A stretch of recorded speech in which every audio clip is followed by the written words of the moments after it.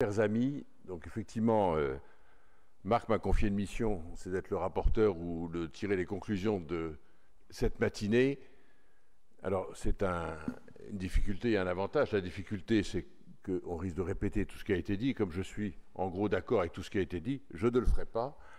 Et l'avantage, c'est que, du coup, je me sens libre de dire ce que j'ai envie de dire. Et je voudrais donc partager avec vous une ou deux idées relative à la relation entre l'Europe et la France en particulier et l'Afrique au plan économique et notamment dans leur relation avec les entreprises. Nous vivons en ce moment un bouleversement géostratégique très important avec l'arrivée de Trump, j'allais dire et de sa bande, mais Trump et de son équipe, qui bouscule sérieusement les relations géostratégiques et économiques entre les différents continents, et évidemment, ça concerne l'Afrique, même si ça n'est pas toujours au premier rang, à commencer par exemple par la décision de cette nuit où il y a 12 pays dont les ressortissants ne peuvent plus entrer aux États-Unis, et il y en a 6 qui proviennent d'Afrique dans ces 12-là. Vous pouvez voir la liste. Et donc, tout ça, ça bouge. Alors, il me semble que la relation entre les entreprises françaises et les économies africaines, parmi d'autres, elles ont aujourd'hui à faire face à deux phénomènes. Le premier, c'est qu'il y a une impression de retrait français et de retrait des entreprises françaises de l'Afrique. Ouvrez les journaux, écoutez les débats, et d'ailleurs ça a été dit ce matin, une ou deux fois, les Français et les entreprises françaises se retirent d'Afrique. Vous me permettrez de me positionner en faux sur cette affirmation, et de vous rappeler quelques chiffres de base que j'ai eu l'occasion de rappeler fréquemment, mais il faut les marteler. Il y a 5000 entreprises françaises ou entités françaises qui opèrent en Afrique, sur tout le continent, qui emploient 700 000 Africains en direct, sans parler des sous-traitants et de le reste, et qui réalisent un chiffre d'affaires de 100 milliards d'euros. Ce chiffre d'affaires est supérieur à celui que la France réalise avec les États-Unis ou avec la Chine. Donc, comme retrait, on a vu pire. Nous sommes en face d'un phénomène de l'arbre qui cache la forêt. Il a été rappelé tout à l'heure qu'un certain nombre de banques, enfin deux en l'occurrence, françaises, sont en train d'opérer un retrait d'Afrique, c'est exact, et tout le monde ne parle que de ça, et donc ça devient un préjugé, une idée reçue. C'est pour ça que j'ai fait ce livre, c'est pour contrer les préjugés. N'oubliez pas ce que disait Honoré de Balzac, les préjugés sont l'arme des ignorants. Donc, comme nous ne sommes pas des ignorants, il ne faut pas écouter les préjugés. Et il faut regarder la réalité des choses pour analyser la situation. Donc, cette impression du retrait français, nous avons quand même à faire face à ça. Et moi, je suis confronté à ça tous les jours en tant que président du CIAN, mais vous aussi dans vos activités. Donc, il ne faut pas laisser perdurer cette idée. Elle est inexacte. Deuxième phénomène, nous sommes confrontés de plus en plus, et ça c'est un petit peu un signal faible, ça n'est pas visible tous les jours dans nos activités, mais nous sommes confrontés à un changement de la direction des relations de l'Afrique avec le monde. L'Afrique, elle est en train de passer, un peu sur le long terme, du bilatéralisme, qui était en gros la relation essentiellement tournée vers l'Europe et vers les anciennes puissances coloniales, à une relation totalement multinationale. Et ça s'appelle le Sud global, ça s'appelle les BRICS, ça s'appelle la moitié des pays africains qui ne votent pas avec l'Occident pour les sanctions sur la Russie, ça s'appelle l'arrivée des acteurs chinois, turcs et émiratis, et ça s'appelle une menace qui est devant nous, entreprises françaises et partenariats avec les Africains, qui est que si les opérations douanières de Trump perdurent, ce qui n'est pas certain, mais si elles perdurent, il y a gros à parier que les entreprises chinoises et l'économie chinoise cherchera de nouveaux débouchés.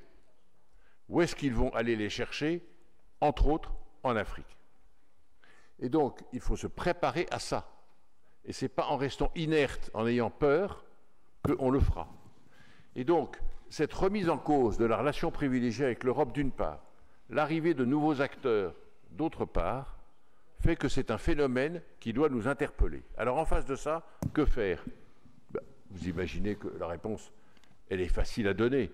il faut aller de l'avant, avoir confiance, dominer nos peurs et investir. Et pour ça, je vous propose, parmi d'autres, 2 méthodes. La première, c'est de développer l'atout de la francophonie. On m'interroge souvent pour savoir s'il y a une économie francophone. Je répondrai non. Parce que l'économie, c'est l'économie. Un bilan, c'est un bilan. Un investissement, c'est un investissement. Il faut avoir de la rentabilité dans les usines, etc. Il faut gagner les parts de marché, que ce soit francophone ou pas. Mais en revanche, la francophonie, c'est un atout et un avantage. La même langue, est-ce que c'est la peine d'expliquer qu'il est quand même plus facile d'avoir des relations et de signer un contrat avec des gens qui parlent votre langue que ce n'est pas le cas, même si on se débrouille. La deuxième chose, c'est une culture commune. C'est très important. On est à l'aise, on est entre nous. Et ce n'est pas pour rien qu'il y a la réunion des patronats francophones à la fin de ce mois à Brazzaville, où je serai avec sans doute certains d'entre vous. Et tout ça, ça crée un état d'esprit positif. Et puis enfin, il y a le plus important, la proximité. Nous sommes ensemble dans la francophonie. Et donc, c'est là qu'il faut aller. Les Anglais, ils ont fait la Commonwealth dans le temps. Bon, ben maintenant, développons cette notion de francophonie par la proximité. Et puis la deuxième méthode, c'est évidemment, que je vous propose parmi d'autres, c'est de renforcer les partenariats. On ne réussira pas si on ne fait pas des partenariats entre Européens et Africains, entreprises, et Français et Africains. Je dis toujours aux entreprises, n'allez pas seuls. Trouvez des partenaires.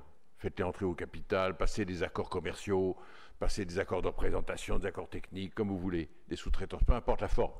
Mais travaillez avec des équipes locales. D'abord parce que ça vous aidera, ça vous évitera des erreurs. Deuxièmement, ça crée de la valeur sur place. Et puis troisièmement, c'est vertueux parce que ça va développer les affaires. Donc les partenariats, c'est très important. Donc ça se passe par des contrats, par des financements aussi. On a évoqué ce sujet tout à l'heure, mais c'est un sujet qui perdure. Et par l'investissement des entreprises.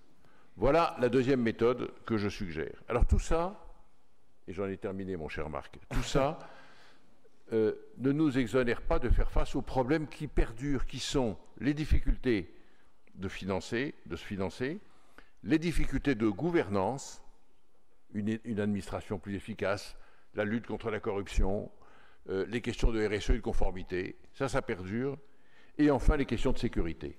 Ça c'était là il y a 5 ans, c'était là il y a 10 ans, c'est là maintenant, et je vous dis que ce sera là dans 5 ans.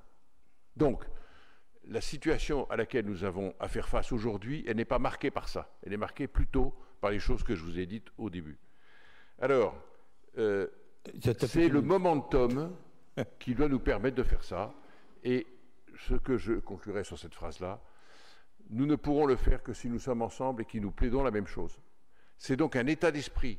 Les entreprises, elles savent ce qu'il faut faire pour réussir l'investissement. En revanche, elles ne pourront le réussir que s'il y a de l'envie. Et l'envie, il faut dominer nos peurs et notre ressenti du risque.